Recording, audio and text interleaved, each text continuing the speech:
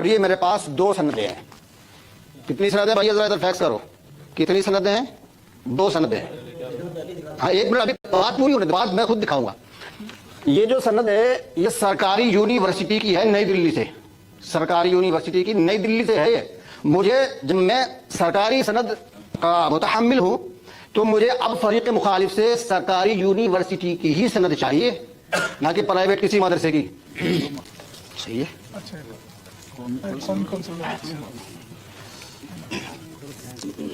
وَإِذَا خَاطَبَهُمُ الْجَاهِلُونَ قَالُوا سَلَامًا. قرآن خود کہتا ہے جاہلوں سے مباحثہ مت کرو، عالموں سے کرو. یہ قرآن کا حکم ہے. اور آپ چونکہ ایسا مدرک چاہتا ہوں، آپ نے جو سند دکھائی ہے یہ عالم کی سند نہیں ہے.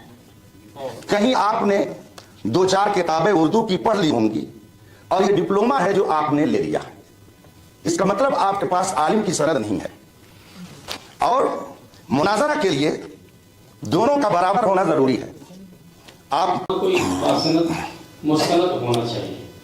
تو ہاں یہ شرائط کو طے کرنے میں اب دیکھ لیجیے، اس میں نہیں کہ شرائط بھی مستند ہی عالم طے کریں گے. عالم ابھی آپ نے پڑھا. جی تو میں اسی دکھایا تھا کہ چلیے آلانہ جیتا بالحق، آلانہ جیتا بالحق. تو میں موجود نا.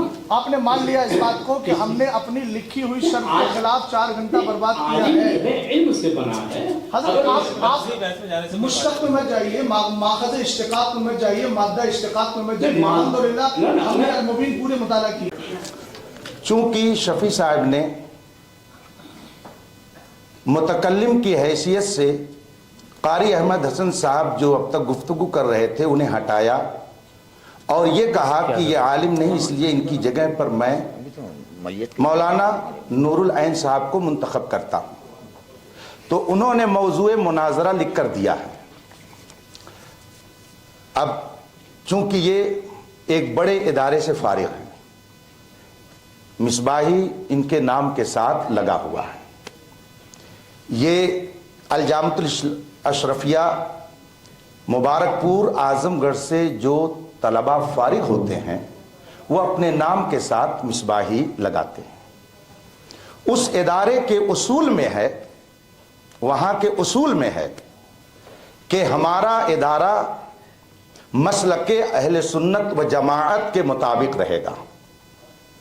اور وہاں سے جب کوئی فارغ ہوتا ہے تو اس کا مطلب یہ ہوتا ہے کہ اس کو جو سند دی جا رہی ہے وہ مذہب اہل سنت کی نشر و اشاعت اور اس کی پبلسٹی کے لیے، اور جو وہاں کے موقف اور مسلک سے ہٹ گیا اس کی سند کا کوئی اعتبار نہیں.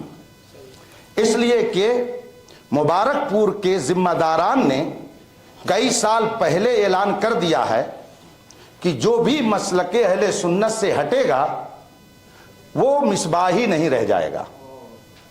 یہ باقاعدہ نیٹ پر ان کی گفتگو موجود ہے. تو اس اعتبار سے یہ بھی غیر مستند ہو گئے. میں مستند ہوں، ٹھیک ہے. اور جب یہ بھی غیر مستند ہوئے تو پھر ان سے ہم کیسے گفتگو کر سکتے ہیں؟ وَإِذَا خَاطَبَهُمُ الْجَاهِلُونَ قَالُوا سَلَامًا. قرآن خود کہتا ہے جاہلوں سے مباحثہ مت کرو، عالموں سے کرو. یہ قرآن کا حکم ہے. اور آپ چونکہ قاری صاحب معذرت چاہتا ہوں، آپ نے جو سند دکھائی ہے یہ عالم کی سند نہیں ہے. کہیں آپ نے 2-4 کتابیں اردو کی پڑھ لی ہوں گی اور یہ ڈپلومہ ہے جو آپ نے لے لیا ہے. اس کا مطلب آپ کے پاس عالم کی سند نہیں ہے. اور مناظرہ کے لیے دونوں کا برابر ہونا ضروری ہے. آپ کو میں عبارت پڑھ کے سنا دیتا ہوں. قسم کھا کے کہتا ہوں قاری صاحب، آپ یہ عبارت عربی کی نہیں پڑھ سکتے ہیں، خدا کی قسم نہیں پڑھ سکتے ہیں. اگر پڑھ سکتے ہیں تو عبارت یہ ہے، آپ اس کو پڑھ کر کے اس کا ترجمہ بتائیے، اور نہیں تو پھر میں ابھی اس کا مطلب بتاتا ہوں. آپ نے جو سند پیش کی ہے یہ اردو پڑھنے والوں کی جو ڈپلومہ کرتے لوگ گھر پہ بیٹھ کر کے، یہ عالم کی سند نہیں ہے. آپ لوگ نہیں بولیں، چپ بیٹھے رہیں. یہ کتاب ان کو دے دیجئے، اگر وہ پڑھ کر کے اس کا مطلب بتا دیتے ہیں तो फिर मैं ये तीसरी बार उनके सामने भेज रहा हूं।